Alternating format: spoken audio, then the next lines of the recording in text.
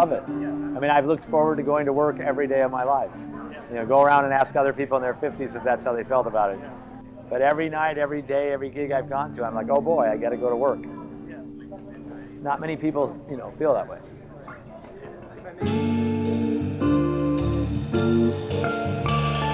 Dan Balmer, jazz musician, jazz guitar player, teacher, educator, performer, composer.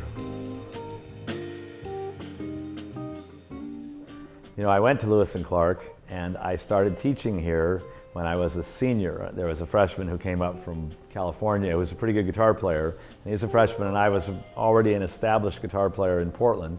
And I was probably 22. And he said, well, I'd like to study with him. And things were, you know, back then they would just go, okay, we'll make Dan Balmer the guitar teacher. And so I've been the guitar teacher ever since then. So since the early 80s, I guess, since the early 80s. So what I'm always trying to just teach is, here, you know, here's the big picture, and this is sort of understanding of it, and you know, we just scrape the surface of it and get to 10%, you know, 5% of it. The rest of it you got to discover on your own. So see what you can do. I'll play the melody. 1, 2, 1, 2, 3.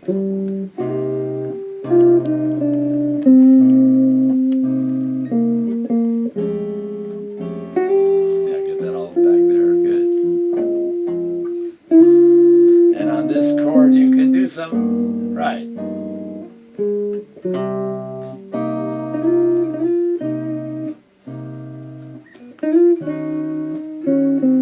maybe a 13. I really enjoy taking lessons from him. He seems like he's trying to teach me like really useful tools that will, you know, just like make my playing 10 times better. Like I don't necessarily have time to like really master everything that he's teaching me, but like especially like all the stuff that's been written down, like I feel like I can like just keep going back to it and working through it. I'm always amazed that my teaching changes. I'm always adding little things. I'm always like, wow, that I should do that there. Like I've been making my students read a lot more music lately. My advanced students, I've made that much more of a commitment as times have changed and guitar players have started to become better readers. So my teaching's always evolving. And when I was about to start teaching, my friend Mark Gutenberger, who went here with me, said, well, do you know the Socratic method of teaching? And I said, what's that? And he said, well, that's where you ask questions. That's where you ask the student.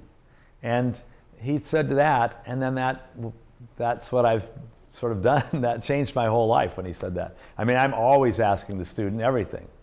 You know, I'm always saying, what's the relative minor of that? What key is this? What's that? Why? What mode goes here? So tell me what's in an A major barred chord. Play me a barred chord. Yeah, tell me all those numbers. Let's get used to these numbers. 1, 5, 1, 3. Yeah, and 5 on top if you're really playing the whole thing. You know, there's a very personal side to teaching too. I mean, you know, sometimes you're trying to teach your students to be better students or better citizens, you know, or trying to be a sounding board, or, you know, my mother was a piano teacher and a lot of her time teaching was sort of counseling these students. So some of it's that. Any last 4 bars? Everybody knows the ending's coming, so I think it's smooth. I mean, the ending is the one thing the audience is going to recognize. So if it's not together and if it's not convincing, then the whole tune sort of goes to the bottom. Nice solo, Raleigh. Playing good. I like it a lot, working with people who are part-time jazz people. I like helping people get better and get into it. I mean, it's more fun to me to take somebody from 0 to 5 than from 9 to 9.3, you know.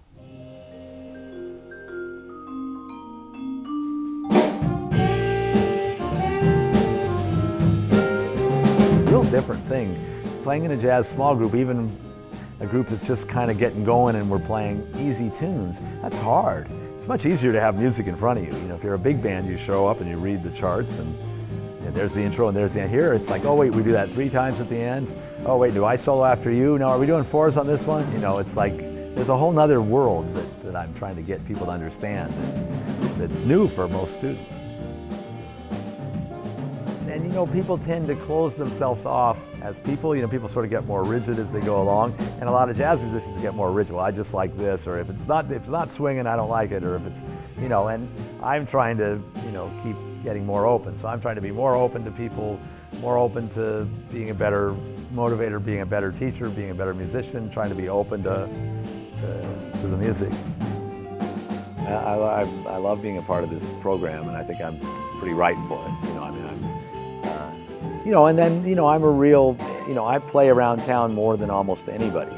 So, I'm not just, being a jazz band teacher. So it's not like, if you went to any other college except for Portland State, the band director of the jazz, is somebody you probably have never seen play.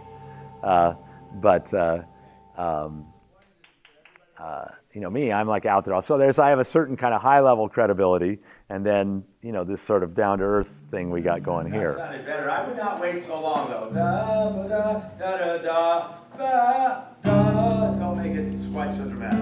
It's last 4 bars. 2, 3, 4.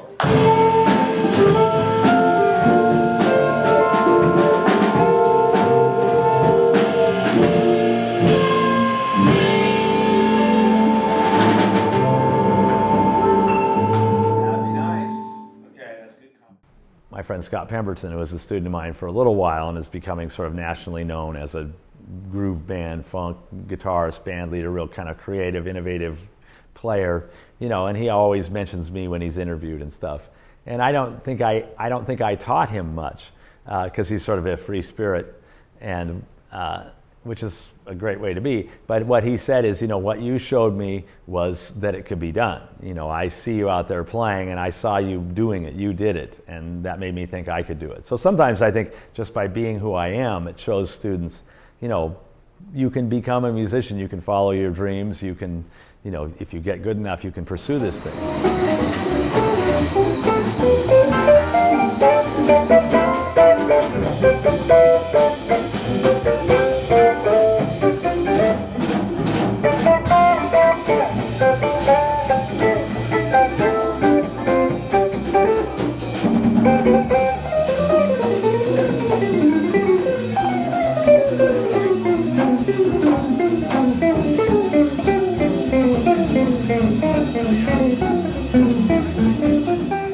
Jazz, a lot of emphasis obviously is put on the individual and sort of the virtuoso, whether it's an improviser or a composer. But to me, what's most exciting about playing jazz is being part of a group of people that are interactively creating something. So at any one point in time, maybe one person is the focus. They are the soloist, the lead improviser, while the rest of us are accompanying them. But we are listening to what they do and responding to it. Ideally, they're listening to us and responding to us as well. So it's really, even while one person is the focal point, it's really a 3 or a 4 or however many people there are. It's a conversation that's going on all the time.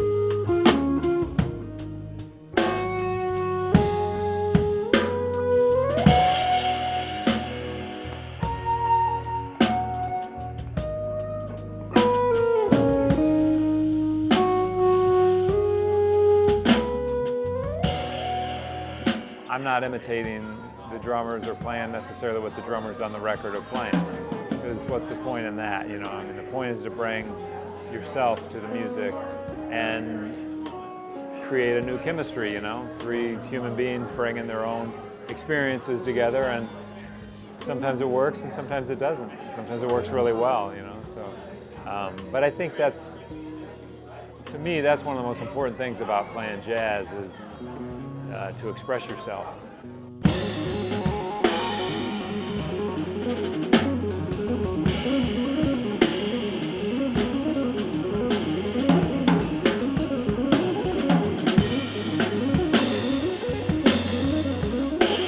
I feel like I'm constantly evolving, and I feel like I'm better now than I was last week, and I've been doing this, dozens of hours a week for almost 40 years. And I'm always evaluating and always criticizing my own playing and always thinking about what could make it better and what I could add to it. And so I feel like I'm in a constant state of improvement. I'm constantly evaluating and reevaluating and adding new things and learning new things.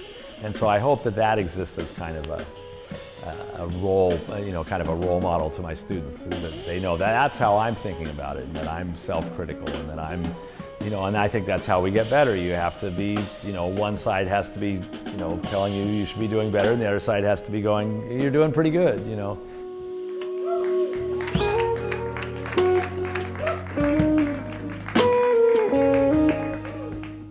One beautiful thing about teaching, honestly, is you have the opportunity to learn all the time.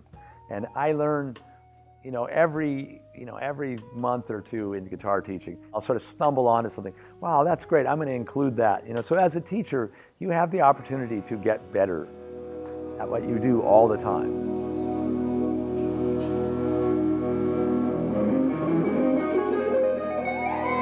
So you can always be learning, which is great. It's great to have a profession where you're learning.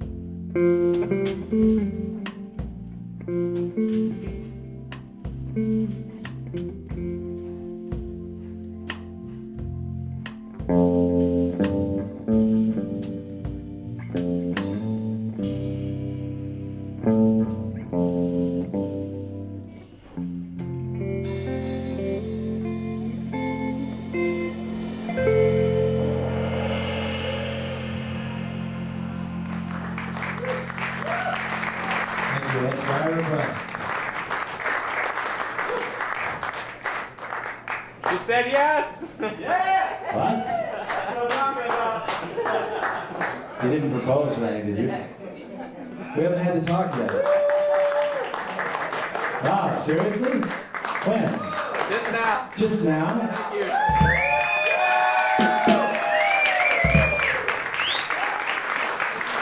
Oh, that's really nice. Well, you're going to need a band at the wedding, so you got my number, okay.